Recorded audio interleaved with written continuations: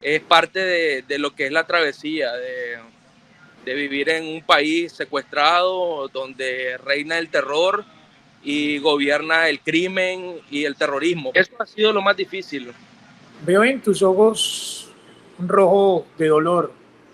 Ay, hermano, ¿Guardas ese dolor?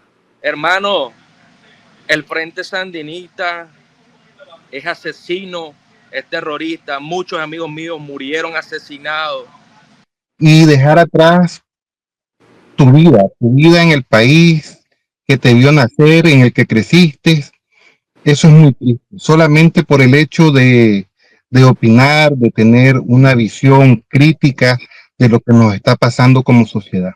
Derechos negados de ciudadanos nicaragüenses. Testimonios que llegan al corazón. Todos ellos se quedaron sin patria. Un derecho que le están pidiendo ellos al mundo que les sea respetado. Hoy escucharemos las voces de algunos nicaragüenses que están en diferentes puntos del mundo esperando volver a su patria. ¿A usted qué le pasó? ¿Por qué le tocó salir de Nicaragua? ¿Cuál fue la persecución del régimen contra usted? Bueno, el régimen actúa de forma que, que si uno le quiere buscar explicación es perder el tiempo. Yo en lo particular soy abogado y notario. El régimen llegó un día cualquiera, me acuerdo perfectamente, el 13 de mayo, Día de la Virgen de Fátima, y llegó a mi oficina, que está pegado a mi casa, y con 3 patrullas nos quitaron el celular a toda la familia, me llevaron a un complejo judicial. Ahí habían otras personas. Después me enteré que, que en esa semana, en ese fin de semana, el régimen había hecho redadas en varias provincias y en varios departamentos de Nicaragua, y que no solamente fue mi caso particular, sino que fueron 57, 60 personas que fueron capturadas, enjuiciadas y puestas a la orden de la policía. Entonces fue algo que a mí me sorprendió, me hicieron un juicio exprés, me acusaron de ciberdelito, de traición a la patria, prácticamente el mismo esquema que hacen con todo aquel que les critica. Inmediatamente eh, eh, me dejaron firmando en la policía, y llegaba un agente, ya sea un agente de civil o un agente policial, a estar frente a mi casa. Entonces, el asedio, el acoso, y no solamente para mí, sino también para mis hijos, que uno de ellos era menor de edad, y para mi esposa. Yo creo que estos son momentos difíciles de hablar del exilio, de estar lejos de su patria, de no tener patria. ¿Qué es lo que más le ha producido dolor o le produce dolor de todo lo que está pasando en Nicaragua? Bueno, lo que me produce dolor es que prácticamente se ha fragmentado la familia nicaragüense. Hay muchos jóvenes, personas adultas, que nos ha tocado estar fuera, estar sin la familia, sobre todo en las fechas especiales, ahorita que estamos en el mes de diciembre. Todo este sentimiento de nostalgia siempre aflora para estos tiempos. Pero Nicaragua, desgraciadamente, estamos en un experimento social. Yo creo que ustedes han escuchado el experimento del agua hirviendo y la ranita que ponen y se comienza a cocer, y al final ya no hay capacidad de reacción en la sociedad nicaragüense por el miedo y el temor que infunden las armas, en este caso de la policía y el ejército, que el régimen tiene a su disposición para someter, para ya sea eh, intimidar, ya sea exiliar, o ya sea hasta desaparecer a miembros de la oposición. María Alejandra Herrera, nicaragüense, está en España con 28 años de edad, sin patria. ¿Es doloroso eso, María Alejandra? Es algo que creo que solo los que lo vivimos podemos saber cómo se siente, porque explicarlo es muy complicado. Creo que a veces hasta de forma curiosa he llegado a sentir vergüenza porque he experimentado qué tan grande ha sido el amor que le tengo a mi patria aquí en el exilio. Y muchas veces somos incomprendidos porque muchos extranjeros vienen por otros motivos, mientras que nosotros hemos sido arrancados de nuestra tierra a la fuerza. Y estamos aquí tratando de enterrarnos nuevamente como una planta, pero esta tierra no es nuestra tierra, es como si fuera infértil. Ha sido una lucha dura de aceptación, sobre todo, porque lamentablemente el poder no está en nuestras manos. La sociedad civil puede hacer mucho si quisiera, pero la realidad es que podemos hacer muy poco en la situación en la que nos encontramos. ¿Cómo uno entender como un ciudadano de otro país que uno tiene que o deambula por otro país como usted lo está haciendo en España sin una nacionalidad propia? ¿Cómo es la vida de ustedes sin saber que no, en este momento no tienen regreso? Mm. Hay un cuadro, una pintura de Frida Kahlo que yo me siento muy identificada y creo que básicamente a través de ella, porque son autorretratos, se puede entender un poco lo que se siente. Está ella en el centro de la pintura con un montón de agujas o son como espinas clavadas en su piel y en el fondo está el desierto, es un desierto total y completamente árido. Entonces, básicamente, las personas que de otros países pueden a través de este ejemplo entender cómo muchos de nosotros nos sentimos vacíos, solos, llenos de dolor, eh, tratando de salir de ese desierto y mantenernos firmes en medio del sufrimiento y de la soledad y de la desesperanza. Entonces, algunos de nosotros teníamos la vida planeada de inicio a fin, teníamos nuestro futuro totalmente asegurado y fue como un empezar de nuevo. Y creo que a través de este cuadro podrían un poco entender cómo es el sentir que llevamos nosotros. ¿Qué pasó con su familia, Alejandra? Bueno, mi familia, mi papá es diácono de la Iglesia Católica, por lo tanto ya tendrá entendido que la iglesia es perseguida en Nicaragua. Mi mamá es médico, epidemióloga, y pues yo estaba sacando la carrera de medicina, que gracias a Dios la logré terminar con todo como decimos nosotros, con las completas. Logré defender mi tesis y al día siguiente de la defensa tuve que salir del país por mi propia seguridad y por la seguridad de mi madre, que ella era la que se encontraba conmigo. A mi mamá le cerraron su clínica y su farmacia en 2 ocasiones, teníamos asedio policial fuera de nuestra casa, con policías y paramilitares armados.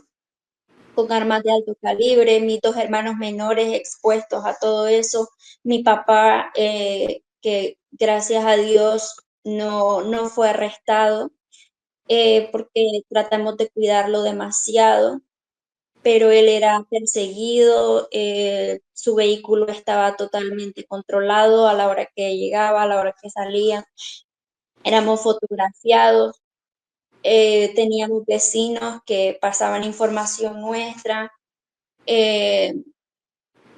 Entonces, la situación de mi familia no era diferente a la mía. Tanto mis padres y mis hermanos menores, como yo, no teníamos un futuro en nuestro país. Aguantamos hasta el último momento, pero ya era exponer la vida o la libertad. Estamos conociendo la historia de ustedes dos, María Alejandra y Alejandro Vélez. ¿Cómo se imaginan ustedes el regreso o qué están haciendo los exiliados en este momento para que los escuchen sobre esta situación tan difícil de ciudadanos que no tienen patria, como ustedes, nicaragüenses que están, uno, Mayra en España, Alejandro en Estados Unidos? ¿Cómo se imaginan, Alejandro? Bueno, tengo que decirte de que es bastante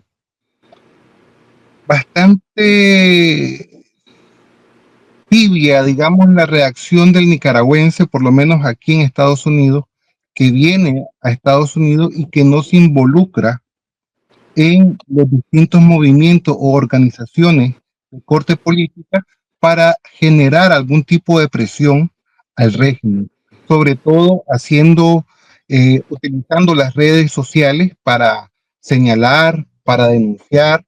Es muy poco el nicaragüense, por lo general viene y ya comienza, digamos, se adapta, comienza a trabajar, puede ser que le duela, lógicamente, como a todos, la nostalgia del terruño, pero en sí participa muy poco en política. Yo diría de que debemos de estar más unidos, o sea, la comunidad nicaragüense, ya sea en Estados Unidos, en Costa Rica, en España o donde esté, que sean más unidos, que eso es lo que, digamos, no nos diferencia tanto o nos distancia un poco, digamos, de exiliados y perseguidos de otras nacionalidades, como puede ser el caso de los cubanos, como puede ser el caso de los venezolanos, que son las tres situaciones más visibles en América Latina.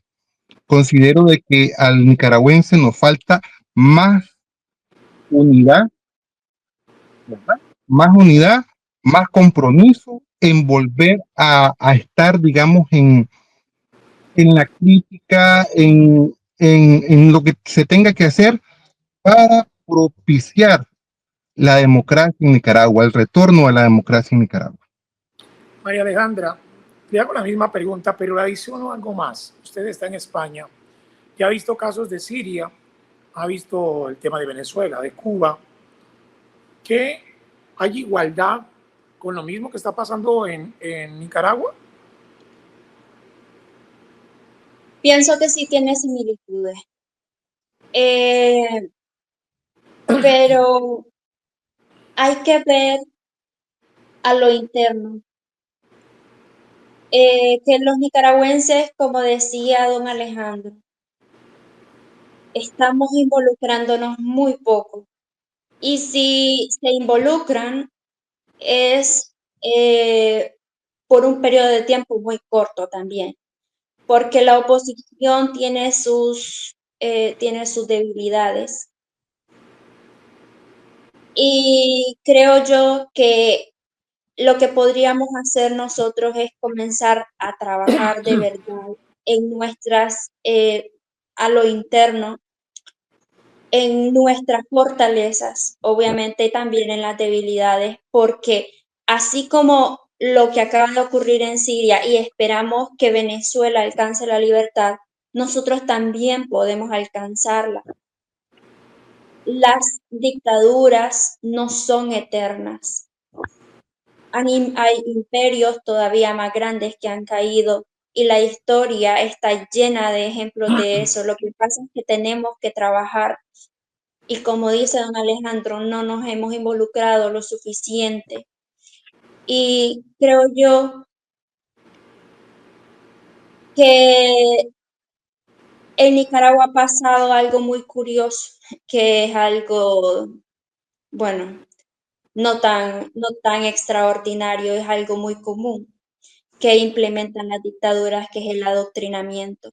Nosotros hemos venido siendo adoctrinados desde los años 80, desde que votaron a la dictadura anterior, que eran los Somoza, y a través de la educación, a través de manifestaciones, a través de cualquier tipo de anuncios comerciales, medios de comunicaciones, música, las canciones típicas nicaragüenses son alusivas al Frente Sandinista.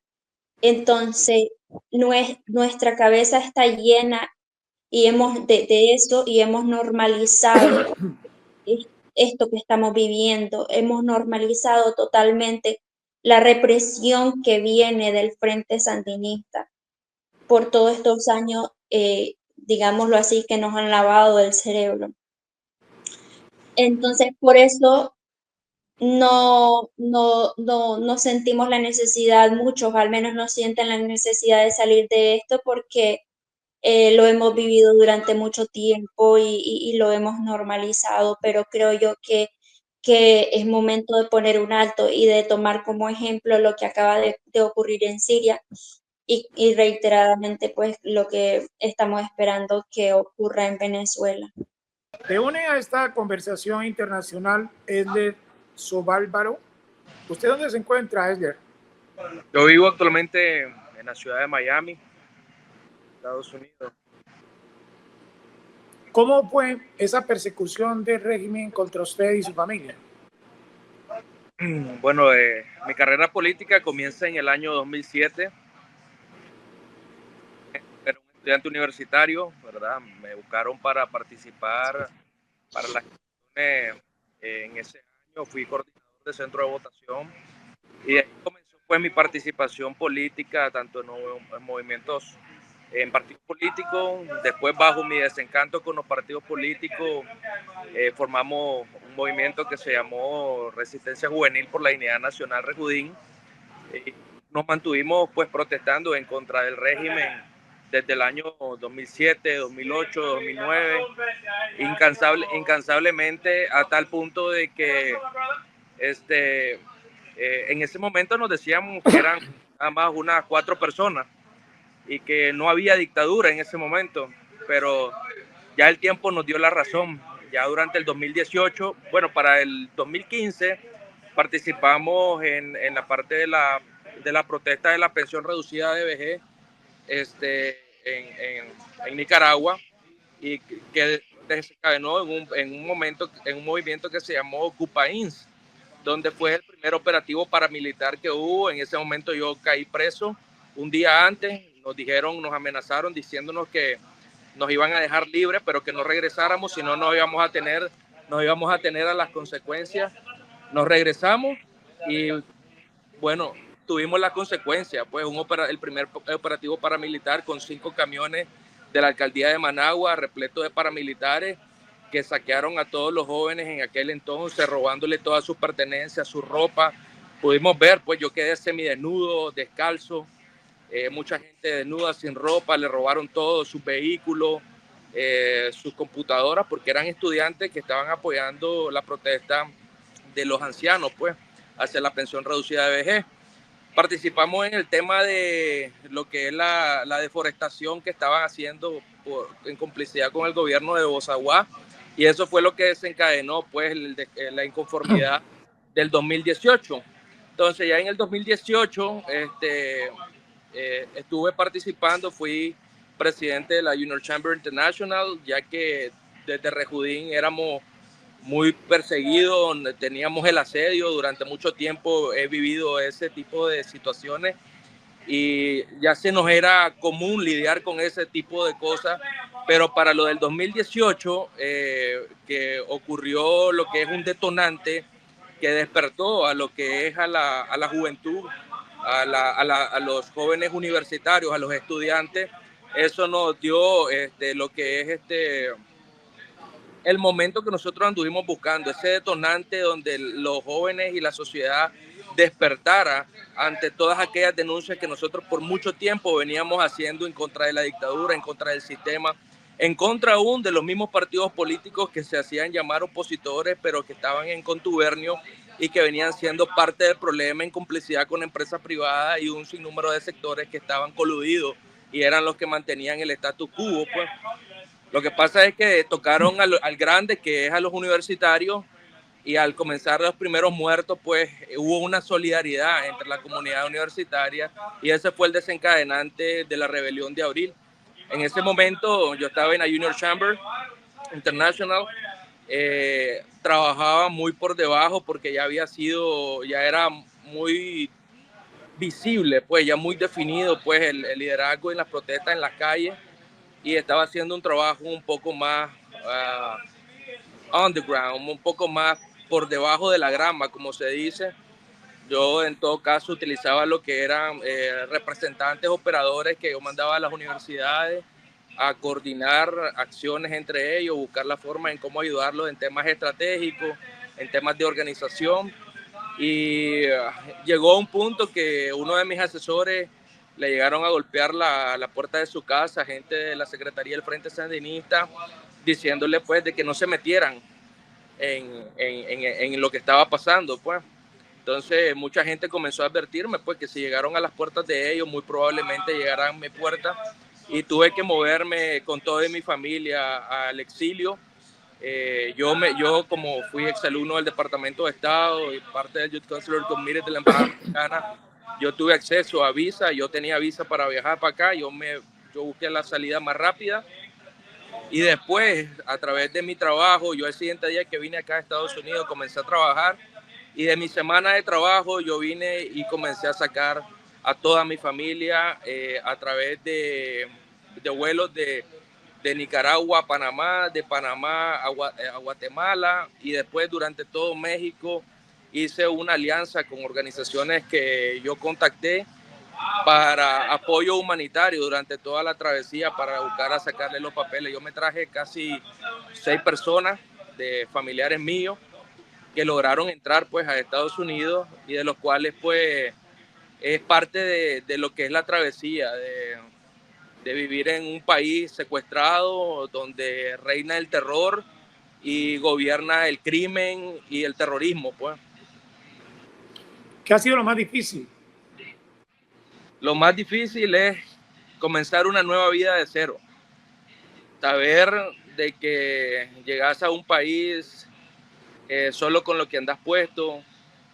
Saber de que si tú tenías una profesión en tu país, aquí te tenés que aferrar a cualquier tipo de trabajo que te permita sobrevivir y buscar una fuente de ingreso para garantizar pues todo lo que es una estabilidad, entre comillas. Cuando estás tú llegando no es nada estable, solo es buscar la forma de tener un techo, tener un alimento y poder ayudar a tu familia en lo que en ese entonces yo trabajaba para mandarles el dinero a ellos para traerme los que venían en camino. Entonces, eso ha sido lo más difícil. Veo en tus ojos un rojo de dolor. Ay, hermano. ¿Guardas ese dolor? Hermano, el Frente Sandinista es asesino, es terrorista. Muchos amigos míos murieron asesinados. No solo en el 2018, muchos campesinos que yo conocí murieron asesinados, hermano.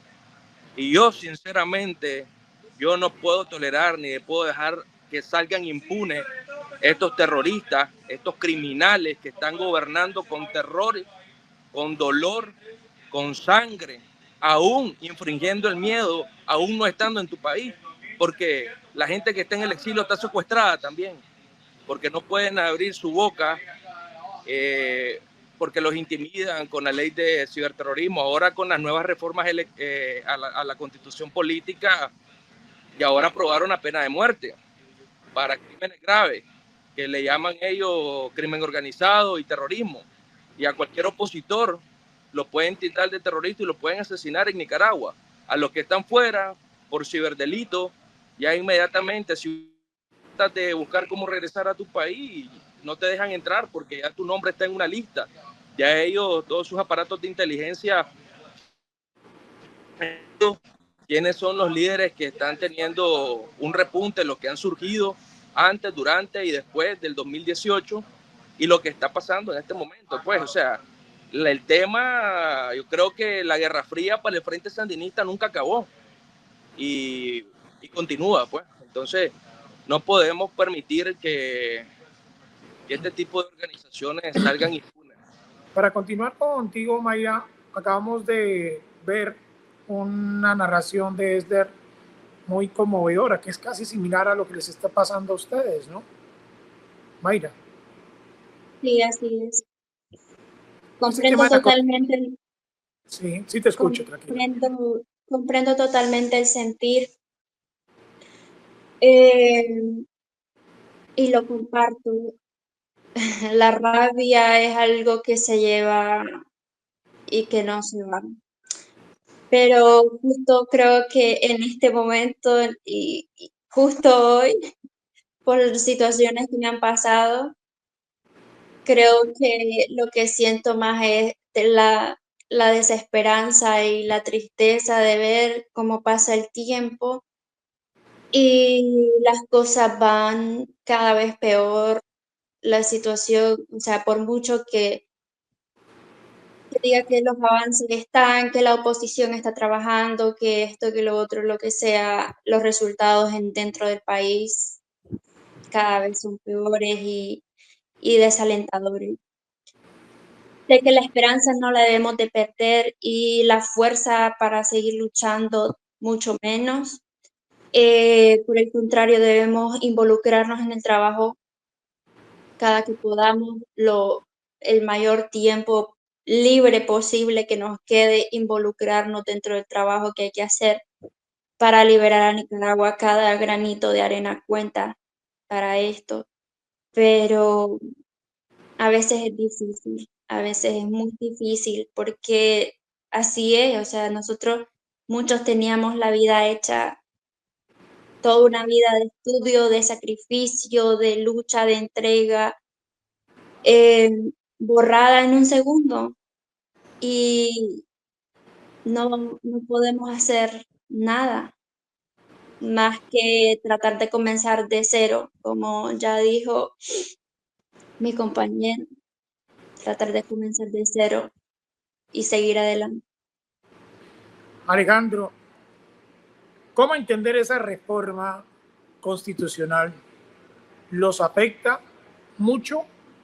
¿Qué tiene que hacer el mundo para estar con ustedes?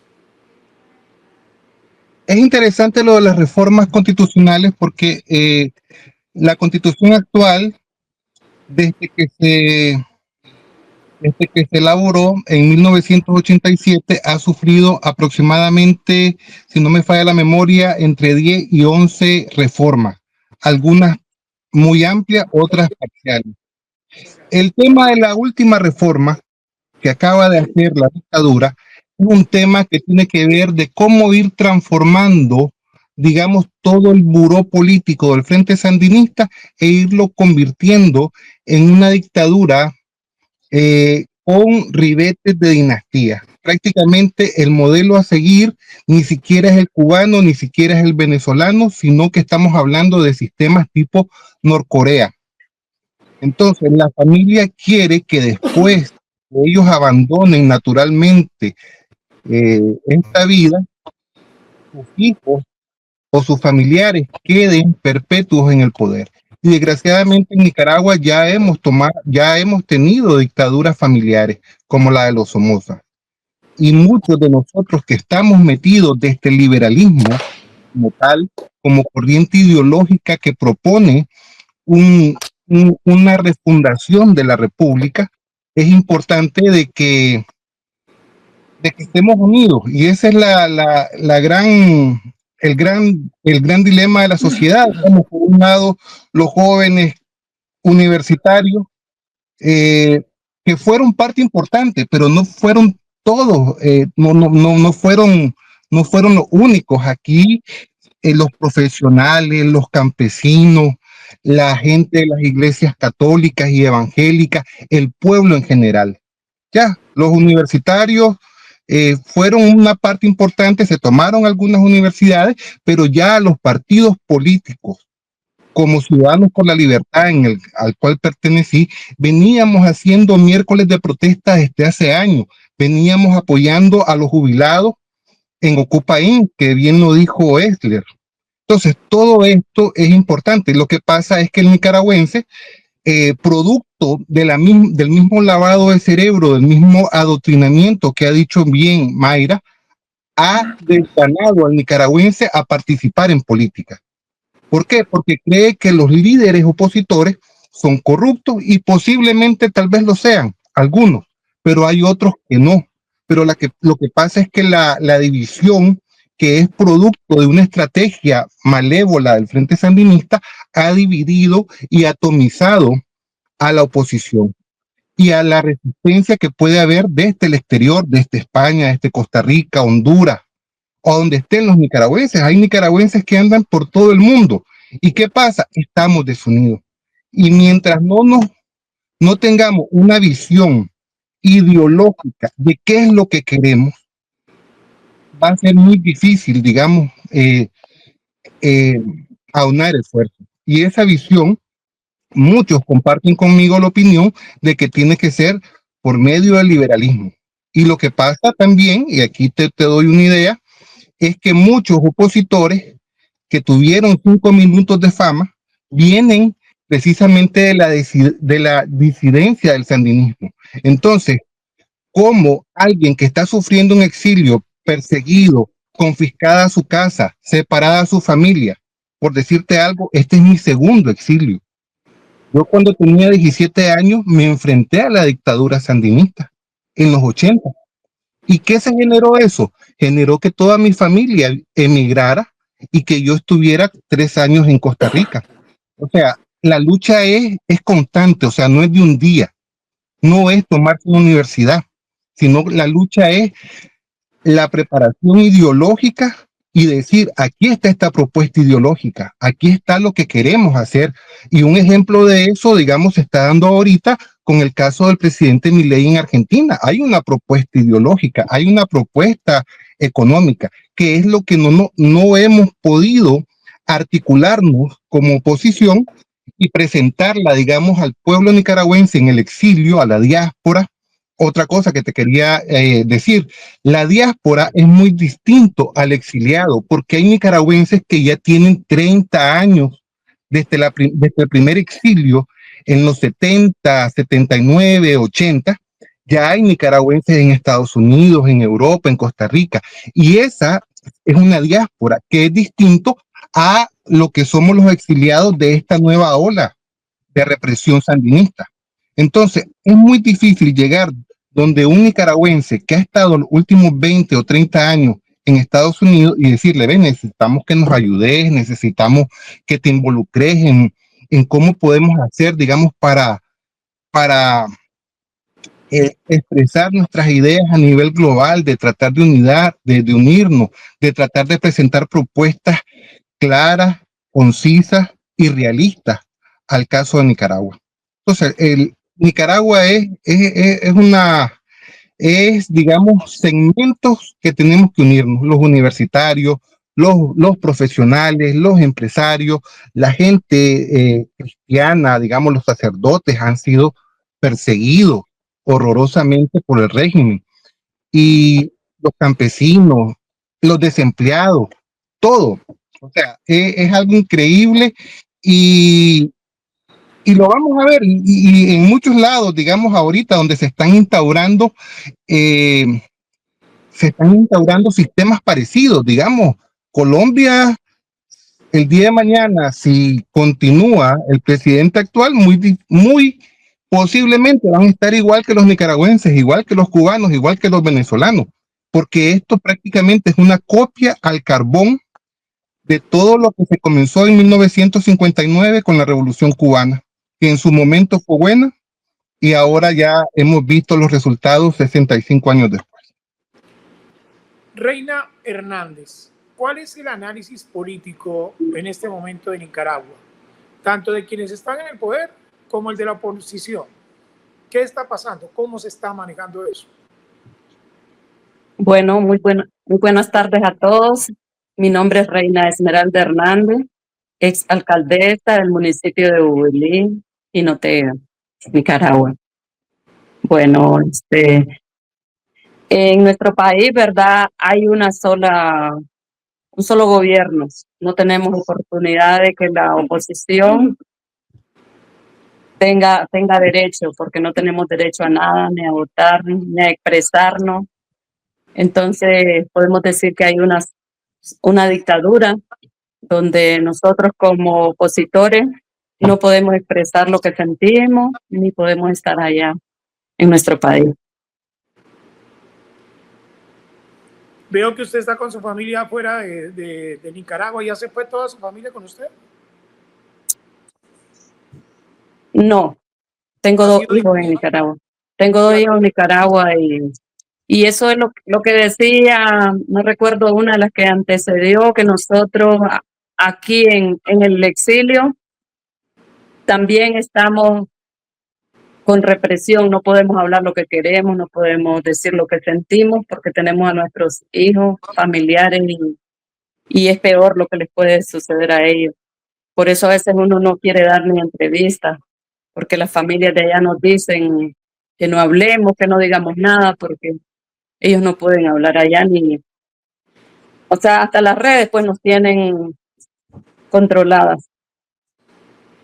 Gracias, exalcaldesa. Alejandro Vélez, usted nos estaba haciendo una conclusión muy importante relacionada al tema de qué está pasando con los exiliados, cómo se están organizando, cómo está ese tema del poder en Nicaragua. Bueno, los exiliados, hay ciertas organizaciones o ciertas plataformas, porque las redes sociales, las tecnologías de la información y la comunicación están jugando un papel muy importante. A través, digamos, de distintas plataformas digitales, los nicaragüenses que estamos dispersos, digamos, como en España, Irlanda, Costa Rica, Honduras, estamos teniendo contactos y estamos teniendo reuniones para, digamos, conversar sobre qué es lo que se puede hacer o qué podemos hacer para propiciar que el régimen se debilite y que la comunidad internacional, que tiene que jugar un papel importantísimo, la comunidad internacional, así como presionó a los sandinistas en 1989 para que se hicieran elecciones supervisadas por la OEA, así se tiene que hacer una salida política. El problema es que cada país es distinto. Digamos, el caso de Nicaragua, el caso de Venezuela es bastante diferente. El caso de Nicaragua, la represión es mucho mayor. Yo me atrevo a decir de que el Frente Sandinista ha infundido un terror en el exiliado que ni siquiera le gusta hablar de política. Bien lo dijo la alcaldesa, que creo que es de Ciudadanos por la Libertad. ¿Qué pasa? Hay un miedo, porque ella mismo lo dice, me pueden echar preso a mi hijo, me pueden quitar la propiedad o la tierrita que yo tenía allá. Entonces el Frente Sandinista prácticamente ha envenenado todos los sistemas políticos, ha envenenado, digamos, se ha infiltrado en la Iglesia Católica, se ha infiltrado en la empresa privada, la ha prácticamente destruido, pues prácticamente, y ahorita los únicos empresarios están demasiado callados, demasiado, digamos, con miedo o temerosos, y los empresarios que están con el régimen. Entonces, en la medida en que estas agrupaciones o estas plataformas, yo pertenezco a una que se llama Mesa de Concertación Democrática, que ahí existen 10 organizaciones que estamos en constante reuniones y estamos haciendo propuestas y proyectos y acciones para ver de qué manera podemos incidir en la política internacional. Y eso es lo que yo les pediría a todos mis hermanos nicaragüenses de que se involucren más, los que están en España, los que están en Honduras, los que están en Costa Rica y a donde estén. ¿De qué manera podemos hacerlo? A través de las redes sociales.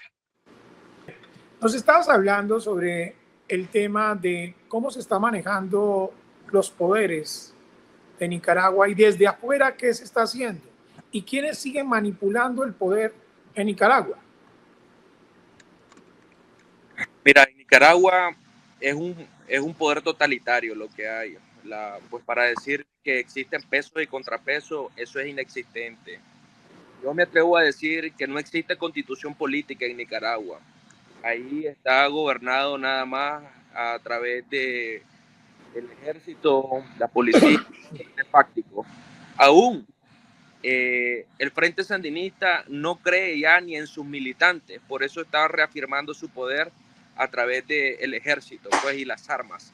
Entonces, partamos de que no existe constitución política en Nicaragua, porque el Frente Sandinista la demolió totalmente, la destruyó. Entonces, eso te lleva a que ahí el que gobierna es el más fuerte, el que tiene las armas. El que tiene las armas es el que tiene el poder. Desde el punto de vista de la oposición, pues la oposición está tan fragmentada, está tan idealizada, me atrevo a decir tan ilusa, de que muchos, como decía Vélez, que tuvieron su momento de fama, de pantalla, se han creado una película en su cabeza y se han arrojado, pues, que ellos son los representantes de la oposición, cuando nosotros que estuvimos dentro de las universidades sabemos que muchos líderes estudiantiles no representaban ni el sentimiento de los estudiantes, pues. Eso por hablar del tema de los estudiantes. Ahora, el tema, hay un grupo que ha sido bastante importante históricamente en Nicaragua y es el tema del campesino. Tomo el tema del campesino porque el campesino en los años 80 fue el que tomó las armas para enfrentar al Frente Sandinista. Estamos hablando de la resistencia nicaragüense. Muchos de ellos, o me atrevo a decir todos, eran campesinos formados y entrenados por el gobierno de Estados Unidos, por Argentina, algunos en Panamá, etcétera, y que ellos tomaron las armas porque el Frente Sandinista solo ha entendido por la fuerza. Y los que hicieron entregar el poder en los 80 fue la misma resistencia nicaragüense que ya los tenía acorralados y los llevó a tratar de negociar y entregar el poder, que lastimosamente se lo entregaron a otros sandinistas, pues, porque Violeta Barrios de Chamorro y la familia Chamorro, toda ha sido descendencia sandinista. Entonces, al final, ellos quedaron siempre gobernando desde abajo, como ellos dijeron, y eso se ha mantenido hasta el momento. Vamos a hablar del tema del empresariado. El empresariado, ahí hay un fenómeno muy interesante. Los hijos de los plutocratitos se casan con las hijas de las burocratitas. ¿Qué significa eso? Que la parte privada y la parte pública ya son familia. Ellos, mientras no tocaban sus intereses, mientras ellos estaban gozando de la ayuda y la subvención del petróleo venezolano, ellos estaban en amores. Era un matrimonio perfecto. ¿Qué fue lo que lo sacó de la nomenclatura? Fue ese momento, esa chispa, ese estallido a través del asesinato que hubo de estudiantes ahí enfrente de la UCA, que cuando estaban protestando en contra de Bozaguas, pues todo lo que es la deforestación. Entonces, al tocar los jóvenes entre los jóvenes se solidarizaron y ahí se vino una solidaridad compartida entre todos los sectores de la sociedad, pero no hablamos de élites ni cúpulas, porque lastimosamente todas estas cúpulas nos han traicionado. Todos los líderes políticos han negociado y muchos no se atreven a decir esto, pero yo me atrevo a decir la verdad porque el pueblo está cansado de mentiras. Ya muchos flautistas de Camelín, ¿cómo que se llama? Han habido en la política, pura demagogia. Vemos de que después del 2018 Muchos políticos viejos agarraron a estos, los comenzaron a manipular, comenzaron a utilizarlo, comenzaron a ver, porque hay un fenómeno de lavado, yo le llamo lavado institucional, porque muchos opositores desacreditados de descendencia sandinista, Movimiento Renovador Sandinista, Movimiento Rescate Sandinismo, ahora se cambian los nombres, se llaman UNAMO, se llaman X, Y, Z, porque como ya pierden la credibilidad, es el mismo lobo vestido de oveja, pero con otra lana. Entonces hacen un lavado institucional para estafar al pueblo y tratar de mantenerse en la palestra pública, porque lastimosamente el Frente Sandinista, eso fue lo que les enseñó el de los 80, vivir de la cosa pública, vivir de la ONG y de la ayuda internacional, que muy bien los hace. Nosotros estamos bien informados de todas las triangulaciones de dinero que están haciendo desde México, desde Centroamérica, organizaciones de Europa, porque ese es el modus vivendi. Se han vuelto y han sido mercenarios políticos. Ahora, hay un conflicto de conceptos brutal.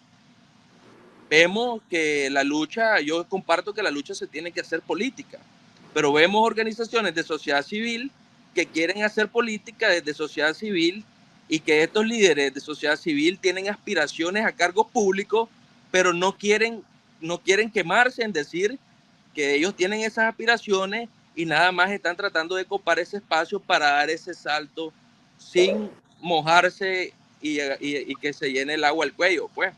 Entonces, hay un sinnúmero de situaciones. Vemos la Iglesia Católica, porque todos estos grupos tienen su agenda.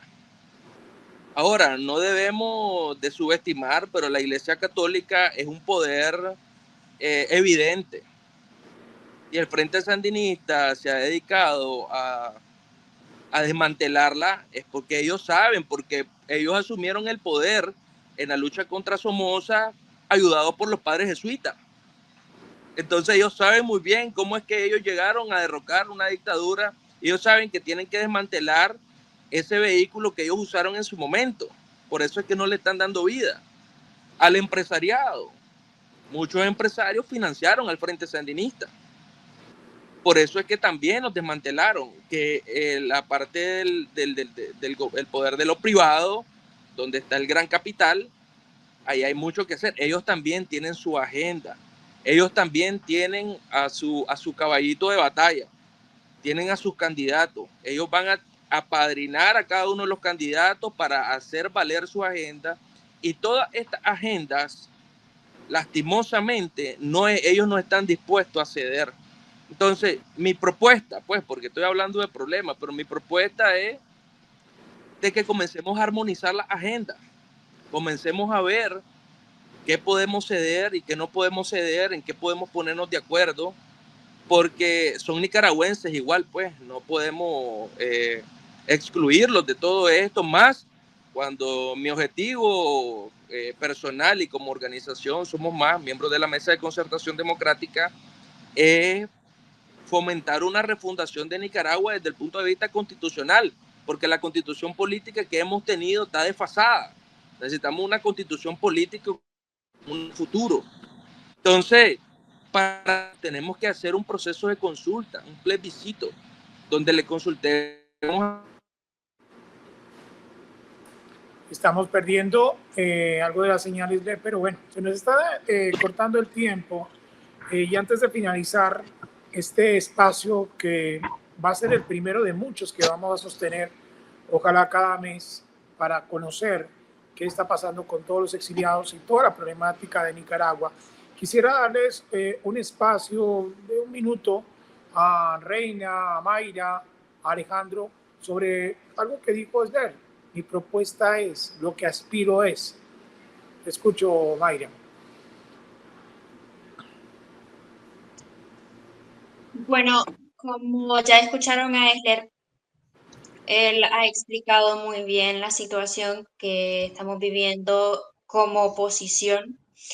Y creo yo que viendo los ejemplos de otros países en América Latina que han logrado surgir, renacer de la ceniza, lo que necesitamos es un cambio radical. Eso es indiscutible. No podemos ser tibios en la oposición y ceder ante ideales o arrastres de esta ideología que es la que nos tiene sometidos. Ese es mi punto de vista y es lo que ha demostrado que da verdaderos resultados. Con respecto a que la oposición necesita unirse y debemos de ceder ante que sí, que no.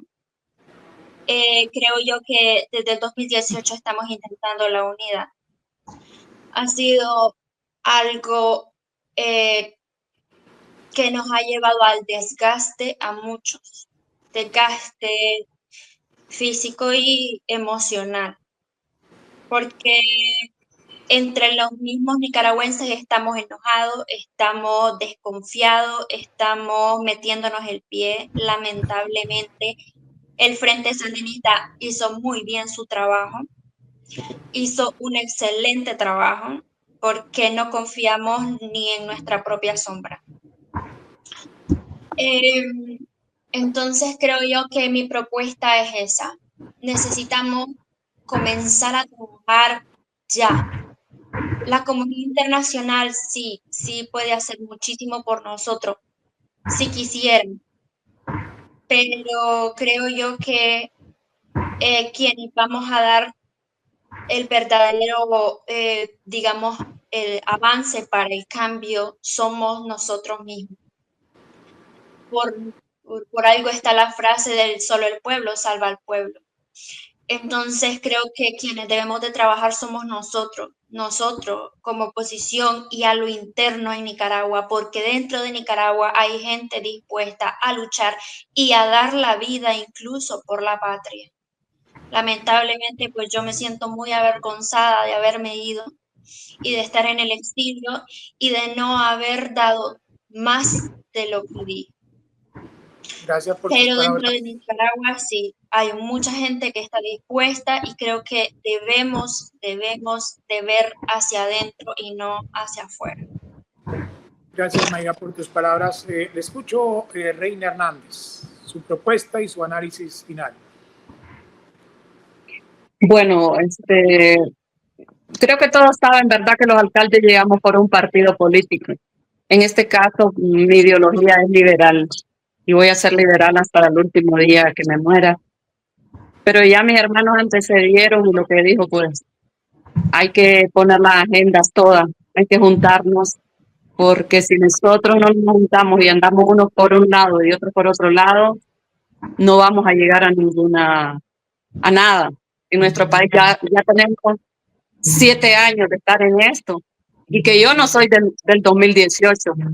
Nosotros los liberales somos muy antiguos, somos los primeros. Y bueno, pues la alcaldía yo la gané en el 2018, en el 2019 me hicieron, me mataron mucha gente de la alcaldía, en el municipio, y ha sido muy duro para mí. Entonces mi propuesta es que busquemos la unidad de todos, aunque como dijo alguien, lo peor que nos pudo haber pasado en los 80 fue haber puesto gente del mismo Frente Sandinista para llevarnos hasta donde nos llevó. Pero aún así, yo creo que tenemos que buscar cómo alinearnos todos y es de la única forma que podemos sacar esta dictadura. Ya la experiencia las tenemos en esos otros países, que solo unidos es que se puede triunfar. Así, mis hermanos, que ánimos, no importa que ustedes o sean de otra ideología y nosotros los liberales, pues vamos a seguir con nuestra ideología, pero a la hora que queremos una libertad para Nicaragua, pues juntémonos y saquemos adelante a nuestra patria. Un abrazo y que Dios me lo bendiga. Muchas gracias, Reina. Y finalizo con usted, señor Alejandro. Bueno, mi propuesta es la siguiente. Primero tenemos que olvidar el pasado. ¿Qué pasa? De que los nicaragüenses somos muy dados a recordar. Estamos recordando 2018, estamos recordando los 80, estamos recordando 2016, estamos recordando los miércoles de protesta, etcétera. ¿Qué es lo que tenemos que hacer ahorita? Mirar para el futuro. Que todos nos miremos la cara y digamos, queremos que exista un cambio en Nicaragua. Y para que exista ese cambio en Nicaragua, tenemos que definirnos ideológicamente. ¿Qué es lo que pasa? Que bien lo dijo Esler hace poco. Hay demasiado agenda woke dentro de los políticos de oposición en Nicaragua. Y lógicamente la agenda woke no ha pegado en Estados Unidos, no ha pegado en Latinoamérica, y lógicamente tenemos la reacción de la gente. Tenemos el caso de Argentina, que es el más emblemático con el presidente Milei. Entonces, mi propuesta es, olvidemos como políticos, como nicaragüenses que estamos comprometidos, digamos, con la libertad de nuestro país, definámonos ideológicamente desde una plataforma liberal o conservadora, pero propongámosla, hagámosla, libertaria, de lo que sea, pero sí sentar las bases ideológicas para refundar Nicaragua. No podemos refundar Nicaragua pensando en el pasado, tenemos que mirar para el futuro. Muchísimas gracias a todos ustedes por haber participado en este primer encuentro para analizar qué está pasando, sobre todo cómo han sentido ustedes en el exilio, cómo quedarse sin patria, en este especial que estamos haciendo en Tu Barco Latino sobre derechos negados de falta de patria. Hasta la próxima y esperamos vernos, ojalá cada mes, como les decía, para ver cómo va avanzando este proceso y el comportamiento político, tanto interno como internacionalmente, sobre el tema del exilio y sobre el tema de Nicaragua y la gente que aún permanece ahí. Muchas gracias, hasta la próxima.